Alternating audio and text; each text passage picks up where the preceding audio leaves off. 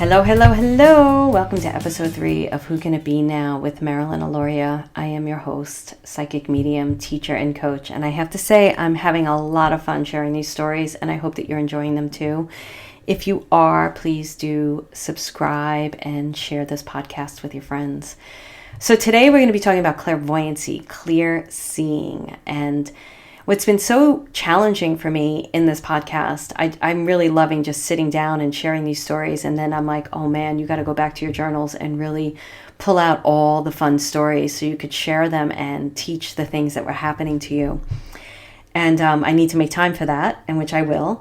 But the other thing I'm loving about it is just revisiting this time in my life, because after I've been doing this work for over 14 years. And after doing this work for so long, you forget the excitement. It's like a kid in a candy store. I remember recently I shared one of my programs with somebody who was a friend of mine, and she was like, oh my goodness, I got this symbolic meaning. I understand it. I'm seeing the butterflies and I can't believe it. Now I'm seeing them everywhere. And she was so excited. And I just must have been the friggin' pin in her balloon, because I was like, oh, that's nice. And I realized it after. I was like, oh my goodness, I'm so sorry. I just have heard these stories repetitively over and over again, and I've also lived it, that you forget it. So take note now of the things that are happening, because you get kind of used to it. It becomes like becomes old hat. It becomes like a second language, you know? Yeah, sure, I'm excited when I see things, but it doesn't have the same brightness to it, because it's just a part of my life. It's how I communicate. It's how I live. It's how I function. I wouldn't even think of making a decision without sitting down in meditation and talking to my guides about it. That would be just like insanity. That would just be crazy. So I am loving doing all this with all of you, and I hope that you are gaining some wisdom and some information and some really great stuff out of this. So today, like I said, we're going to talk about clairvoyancy, clear seeing, and there are many different ways of clear seeing.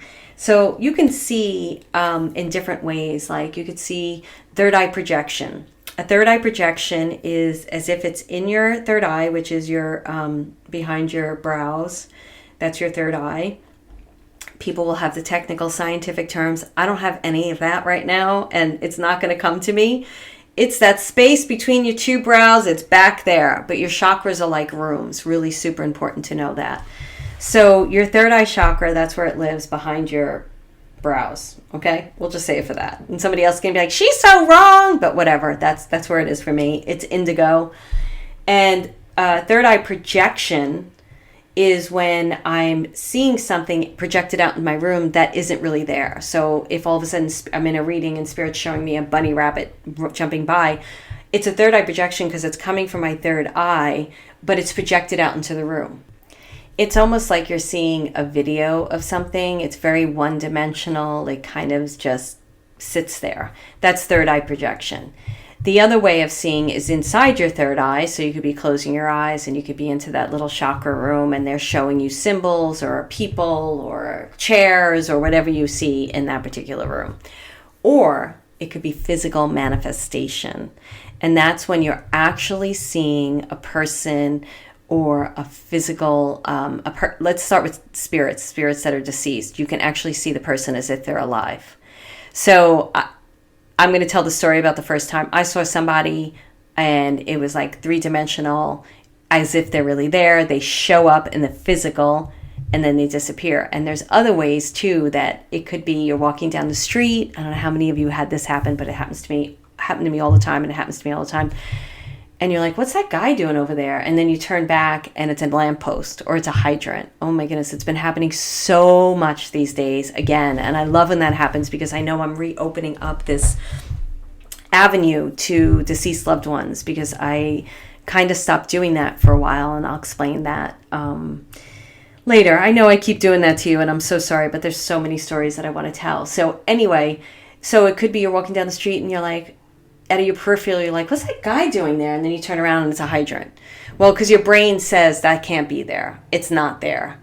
So that is actual physical manifestation. Or physical can also be the repetitive symbols you're seeing. I keep seeing butterflies. I keep seeing caterpillars. They're actually in the physical dimension. They are there, and you're seeing them repetitively. That is a form of clairvoyancy. I'll give you another form of clairvoyancy. So a lot of this stuff wasn't written when I was, if it was, I wasn't reading it. I was learning a lot of it from some teachers I was going to, for sure, and then some books I was reading, but my guides were teaching me a lot. And one day I was in the park and I was running, and all I kept seeing were the squirrels. Now I'm in a park. You're like, Marilyn, of course you're going to see squirrels in a park, right? But I'm telling you, it was like the squirrels and I were on a date. You know when you're on a really, really great date and everything just goes out of view and it's just you and that person you're on the date with, and it's like, it's just the two of you. Well, that's what it was like for me and the squirrels. I was just running, and it was just the squirrels and me, and we're having this fabulous date in the park, and I'm like, all I see are the squirrels, squirrels, squirrels, squirrels. And my guides explained to me that's a form of clairvoyancy. We wanted you only to see the squirrels, so you're seeing them. So squirrels have a meaning. It's symbolic language of your soul. And I keep talking about, I mentioned it before, the symbolic language of your soul. This is something I teach in my programs. I have two programs called membership. One's Membership for Your Soul and one's Soul Finder Academy. And I teach people how to get in touch with their gifts. You are the instrument. You are the way that you communicate with your guides is not going to be like how anybody else communicates with their guides. You have to learn your instrument so that you can be in this beautiful symphony of your life with your guides. So my guides are always teaching me what these different things mean, and then they teach me they've taught me the symbolic language of my soul, which means, what do squirrels mean? Now, of course, there are incredible symbolic meaning books out there, like Ted Andrews is a book that I used very early on, and of course you can Google it. But how many times do you Google a symbol and you're like, I'm not too sure?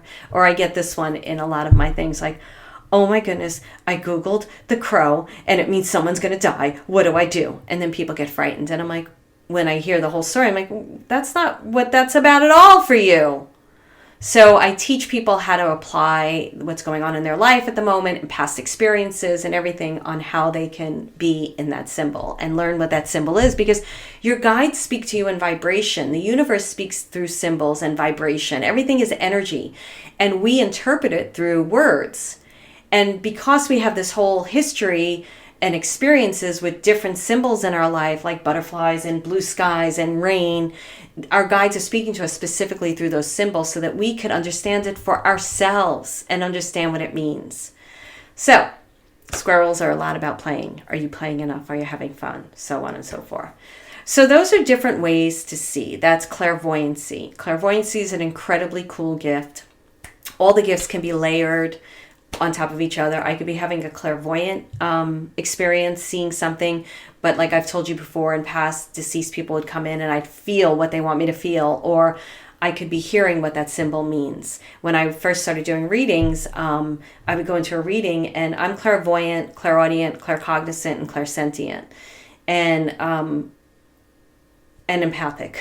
And I would go into a reading and I would see a symbol and I'd be like, what does that mean? Like nothing would come after it. And I'd be like, great.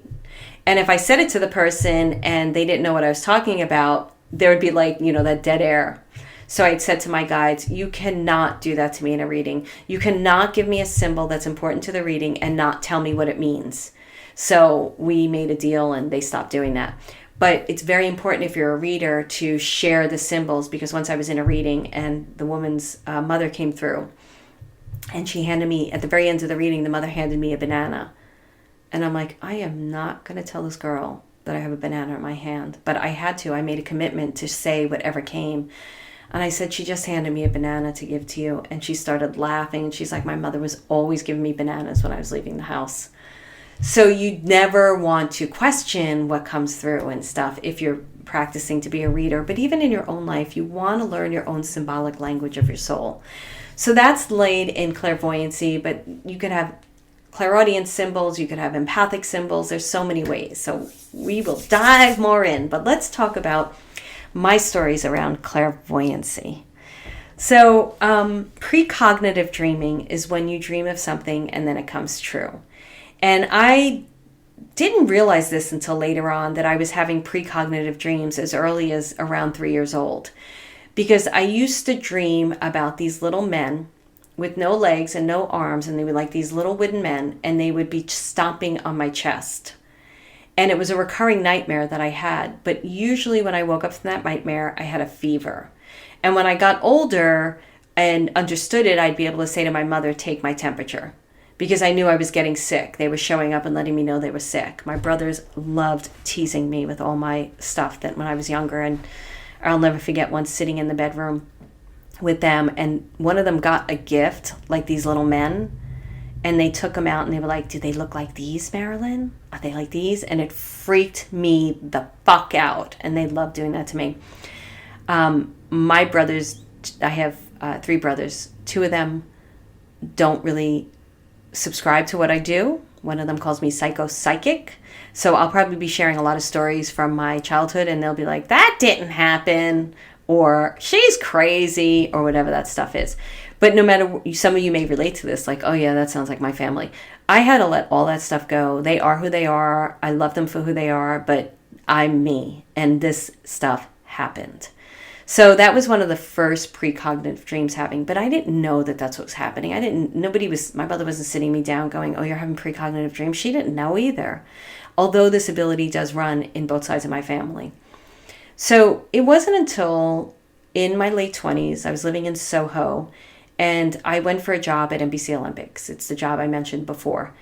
And I didn't get it. They said, you didn't get it. We gave it to Lisa. She took it. And I was like, all right, And I really was working at Fox at that time, and I was actually working at Fox before Fox News was around. We were the first news show, and I wanted to get out of Fox, and it wasn't a good experience for me. And I was like, all right, I'll go freelance. I started making plans, and I started making lists of people I knew and planning my exit date from Fox. And I went to sleep, and I had this dream that I got the NBC job. And I forgot about it. And I was walking in Soho, and I always remember visually where I was when a big psychic moment happens for me. It's a big moment in my head. I heard Wayne Dyer explain this too. He said he remembers exactly visually. It's like a crisp thing where he was when something happened. And I wish I could find that interview and tell you where it is, but I don't know where it is. So I was walking in Soho about to step off a curb, and I remembered that dream, and I went, oh my goodness, that's going to happen. And lo and behold, like a day later, I got the call, and they said I got the job, and I took the job. And I started learning about, I didn't know that was precognitive dreaming, but I was like, my dreams come true. I've always been an extremely vivid dreamer. I've always been fascinated by my dreams. It's why I studied dreams for quite a long time with someone, and analyzing my dreams. Now, that is one of the first places that you're getting the symbolic language of your soul, that things are coming out. Now, there's precognitive dreams and there's psychological dreams. And the way that I understand them for myself and the way that I teach is, if it's a psychological dream, I'm usually waking up with an emotional energy, sadness, happiness, excitement. There's some type of emotional, psychological component to it. So I have to analyze, if I decide to analyze the dream, and then figure out unconsciously what's trying to come up to the consciousness. A psychic dream to me is extremely vivid, extremely crisp. It's got a certain crispness to it. It's also got, for me, I describe it as a neutral energy. When my guides talk to me, they're neither high or low, or happy or sad, or love or not love. It's very peaceful. And precognitive dreaming for me is it's a knowing. It's just very crisp. It's very there. So those were my precognitive dreams. That was some of them. I had more.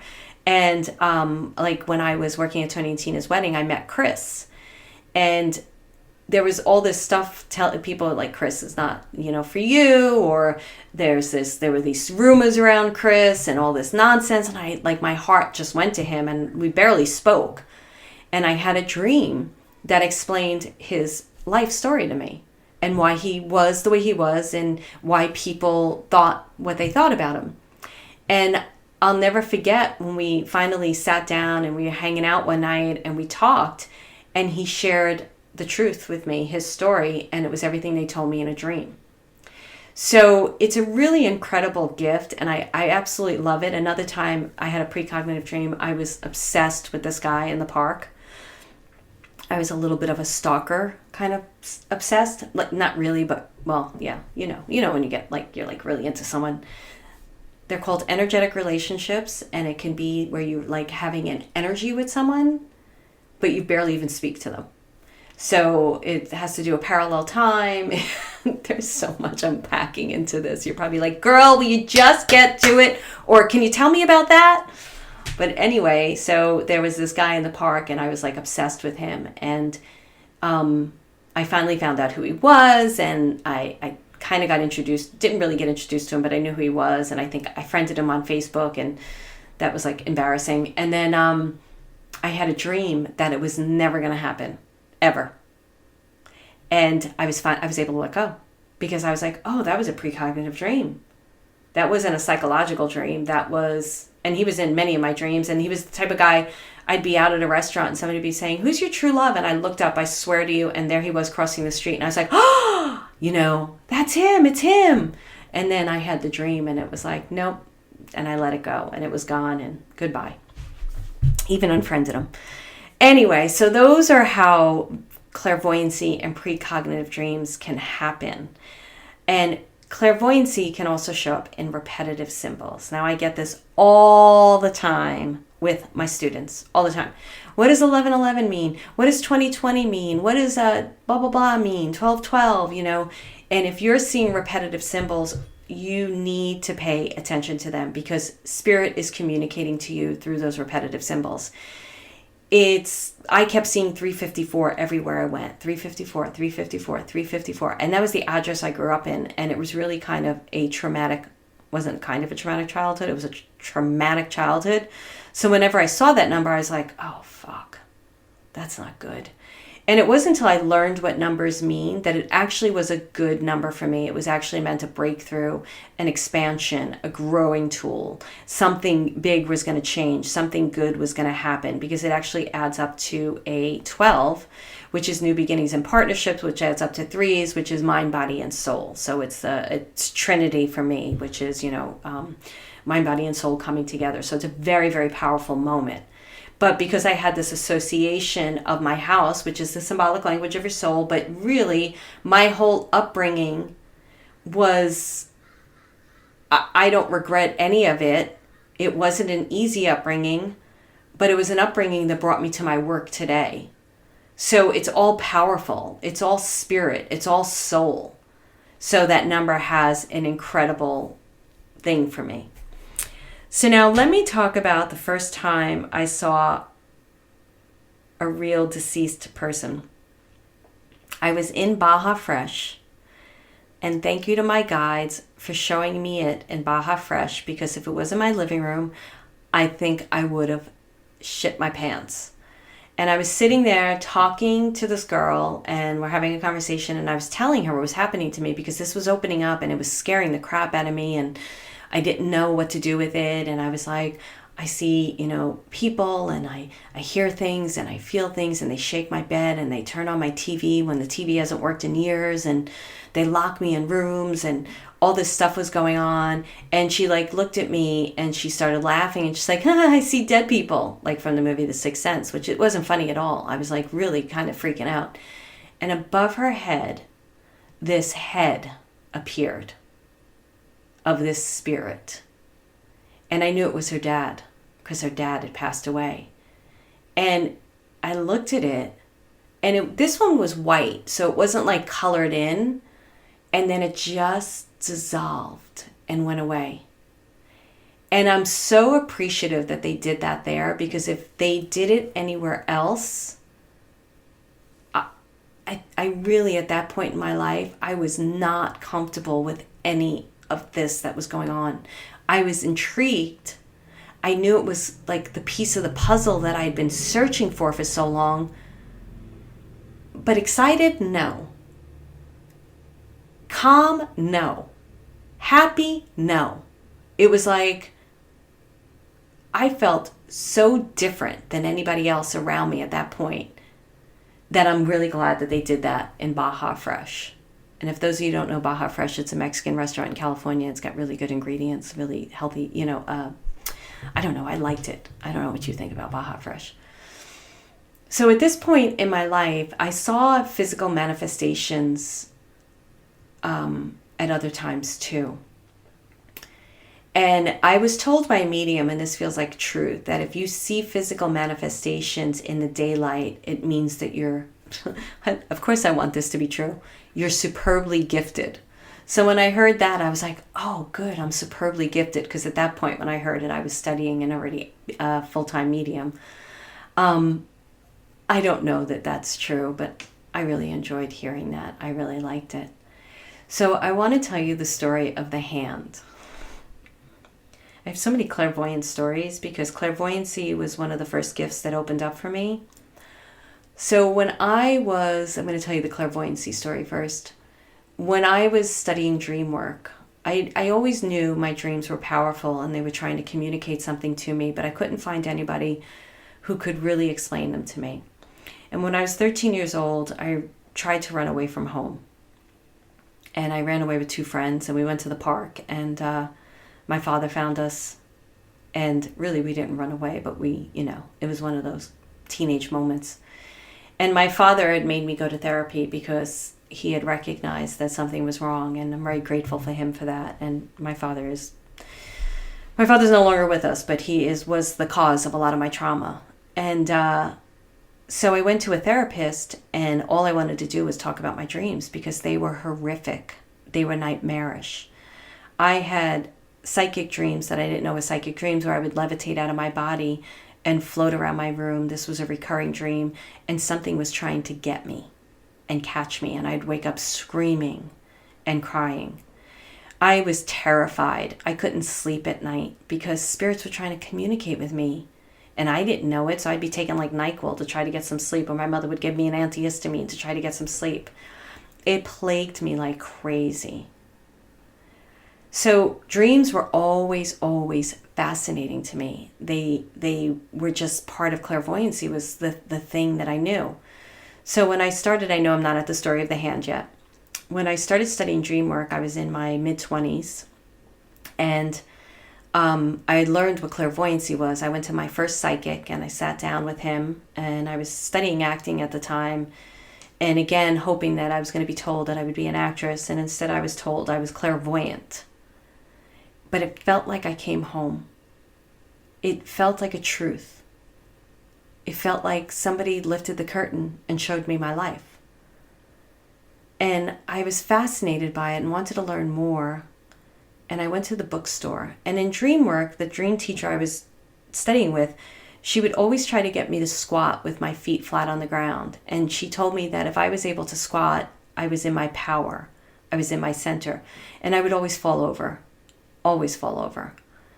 And I was in the bookstore, and I was reading a book that I found on clairvoyancy. It was such a tiny little bookshelf back then. Like there were barely any books.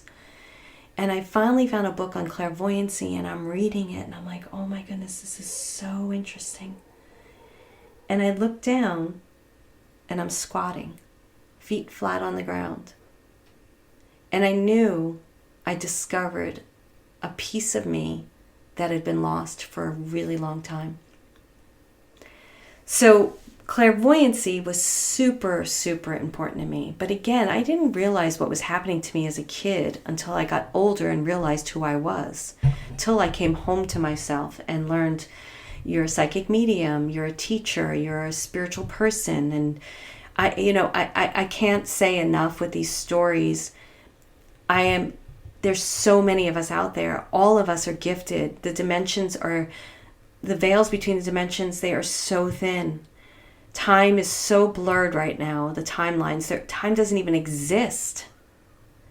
And when you party out in that area, you start learning more about your own self and your own gifts, and you develop them. So when I was about 5 years old, we lived in a two-family house. We were poor. My mother was a single mother, and we weren't getting a lot of child support, and she was a teacher, and there was 4 of us, and I was the youngest. I had 3 older brothers. And we lived in a railroad apartment, and we had one bathroom for 5 of us. And anybody who got in the bathroom, you owned that bathroom, man. Like, it was your gold. You weren't going to give that up no matter what. And when my brother, I'm not going to say his name, went into that bathroom, we'll call him brother number 2, somebody will figure it out, went into that bathroom, he was known more than anybody else in this family, and until this day, he owned that place like it was his temple. It's really funny because my sister-in-law, she sees the traits now, and we all went to Germany for their wedding, and we laughed so hard about like what the bathroom is, especially to him. He once didn't leave the throne, and we all know what the throne is. There was a mouse in there with him, and he killed it from that throne. He would not leave it, no matter what. So he was babysitting me, and I had to go down to the basement to get something, and the basement scared the crap out of me. And I was like, will you come with me? And he wasn't going to leave the bathroom. There was no way. So I went down into the basement. I don't remember what I was retrieving, but I got it. Ran up the stairs and went to close the door, and something was pulling it from the other side. And we had a latch on the outside of the door from where I was standing, which was the first floor landing. And I was trying to latch it and close it, but something was pulling it. I could not close the door. And I ran upstairs, and I closed the door to our apartment, and I ran by the bathroom because my brother's still in, and I was like, oh my God. He's like, what's the matter? I'm like, there's something in the basement. I was so scared. And I went into the living room, and I turned around, and a hand came out of the wall. I kid you not. Came from around the thing. And I screamed. And my brother, still in the bathroom, was like, what happened? And I told him. And it wasn't him. Because he wasn't the type, they would play jokes on me. But he wouldn't be the type to, one, if he did that to me, he would tell me. And especially when my mother came home and I told her the story, she would make them tell me because she wouldn't allow that stuff. And they really were protective, especially him. He was very protective of me and took care of me. And so he wasn't that type to me. And I was scared. That weekend, of course, back then, I was seeing The Exorcist when it came out at 5 years old. Like, what? Back then, I'll never forget. And I had the consciousness as a kid to realize this. We were watching a movie, and it was the Vincent Price movie, and it was about a hand that went around killing people. And I was like, you gotta be kidding me. And then the weekend after, there was another movie about a hand that went around killing people. And I remember telling my friends this story and being like, and then that weekend, there was a movie about a hand killing people. And then the next weekend, like, I knew there was something, but I didn't know what it was. I didn't know. So when you think about the doors later on and getting locked in rooms and the door, something was pulling that door, man. I was using all my weight to close that door. And then the hand came from around the door. They were trying to communicate to me back then. Even then, who can it be now? Who's around that door? Who's behind that door? Oh, we're here. And it wasn't until much later on that I remembered the hand story, and I was like, oh my goodness. It was happening even back then. Even back then, I could tell what was going on. So you never want to take for granted the visual things that you're experiencing, the repetitive symbols, the dreams that are staying with you. Even if they're a psychological dream, if it's staying with you, when you're in your dream state, your unconscious is coming to the conscious. It's pushing the ego out, and it's trying to teach you something about yourself. And you want to pay attention to it. You want to pay attention to what it's telling you. You want to pay attention to the times when you're walking down the street, and all of a sudden, you see that thing, and then you turn around and it's not there.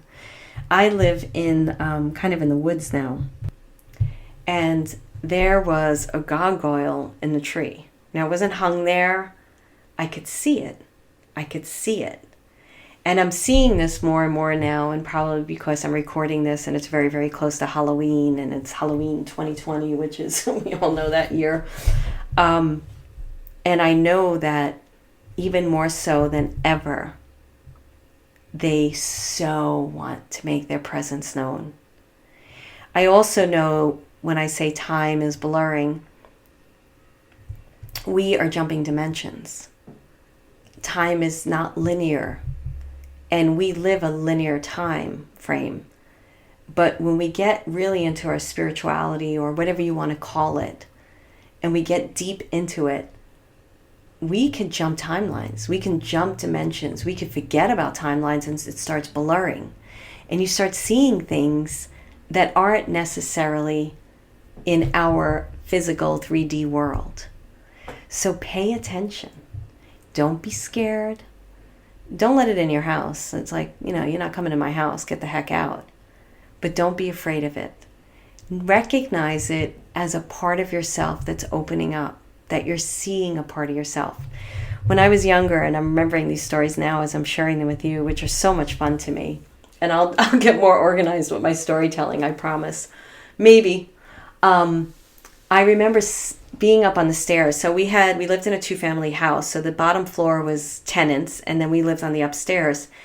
And I was on the staircase way up, and we were all jumping off the staircase because, that's what kids did back then, and nobody stopped us. So I was up on the staircase, and I jumped down, and this huge flash of light went off. And it was by where the basement door is and by where the tenant's door was. And nobody saw it. Just remembering this now. Nobody saw it. And I remember saying to all my friends, oh my goodness, did you see that flash of light? Did you see it? Did you see it? And they were like, what flash of light? And I was like, nobody saw that flash of light? And it wasn't like we were all playing, like taking turns, watching everybody jump off the thing. You may start remembering the things that happened to you when you were a kid, but you didn't give them any credibility because everybody around you was like, what are you talking about? What do you mean? What did you see? It's moments like that when I remember them that I'm like, wow, this is so cool. We're not alone. And all along, they've been trying to get my attention, your attention. And when I finally leaned into my guides, and I leaned into talking to them on a regular basis and really communicating with them, and wow, do they give me information that is unbelievable. That's when I recognized we really are not alone. And we have an incredible support system that's always there for us, always. So one of my, I don't remember readings like I've said to you before, but people were recurring clients and they would come back and they would share stories with me when you said blah, blah, blah, and this happened. So I had one client I was reading on a regular basis, and I'm going to share this with you for those of you who are readers. So I would never allow people to get dependent on me. They always had to go. When people said to me, when can I come back again? I would say, you have to make a change in your life, otherwise you're going to get the same reading. To me, the readings are always the beginning of the journey. They're not like the end. They're not the middle. It's the beginning. My goal was when you left, I was a future reader, so I read a lot about future. When you left my readings, I gave you a lot of homework in the reading.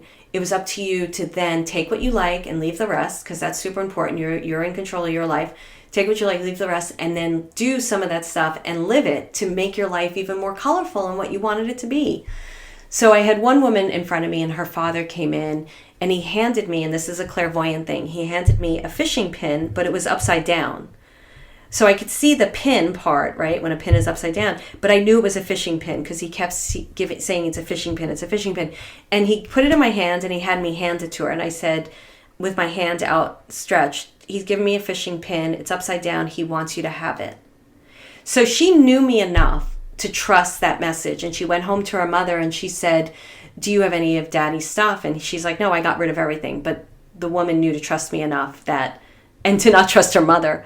So she went into her mother's drawers and she started searching. And what did she find? The fishing pin upside down.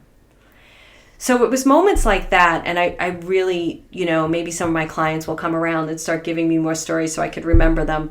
But it's moments like that I teach my students not to hang their hat on what people think about them. It's really important that you are in touch with your own guides, you're in touch with your own source, energy, whatever it is that you're reading from. And there's too much for me to share about that right now, about what I teach that I feel is important.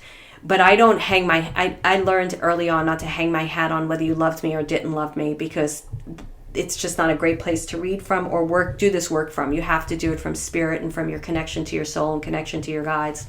That's the way I teach.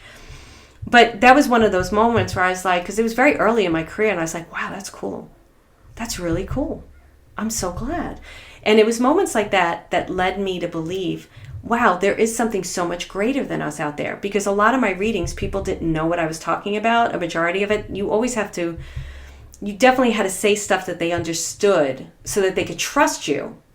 But a majority of mine, since it was future or based in an experience from a deceased loved one who was telling me something you didn't know, they would go back to their relatives and find out, oh, Aunt Margaret really was important. And I loved those clairvoyant images like that became truth. That I was told, oh my goodness, I found this thing. And it helped me to realize even more so, because I was a skeptical medium, even though I was doing the work. It helped me to realize, wow, there's something so much greater than me out here. It really is. It's out there. When I say I was a skeptical medium, I haven't gotten into the story as to how I got to this work and how it happened. I've got to the story about how spirit showed up to me. And there's so much more still to tell you about all of that, because it was such an incredible time that actually took over my life for a while and took my breath away in a way, but gave me new breath. And I was skeptical because I feel for me, and I remember a medium saying this to me. She said, you're a really skeptical medium, but it's good. You put your guides to task and they know it and they like it and they're okay with it. I needed that in order to do the work that I do today, to really stand in the power of what I do and teach. And it was just really so beneficial for me to start out that way. And like I told you before, I record all my channel sessions because I don't remember them. So I have hundreds of recordings, and a lot of them are still on digital recorders that I need to upload to my computer. And when I'm going through a tricky time, Spirit will sometimes say to me, my guides, go to that recorder over there, and I have about 4 or 5 of them. Go to file number 3, recording number 7. Random. I don't remember any of this. And I'll put that recording on, and I do this work, and it blows me away to hear the things on that recording that came true. Now, some of that we make come true because we hear something, whether it's in a reading or from your own guides or in your own heart, and it rings so true for you that you believe it and you make it come true. Some of it is stuff that I wouldn't have even known, or it just was like, I can't believe that it happened that way.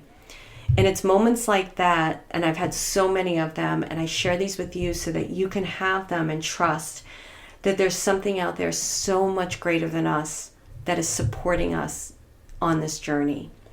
So, clairvoyancy, pay attention to the repetitive symbols, and know what they mean to you.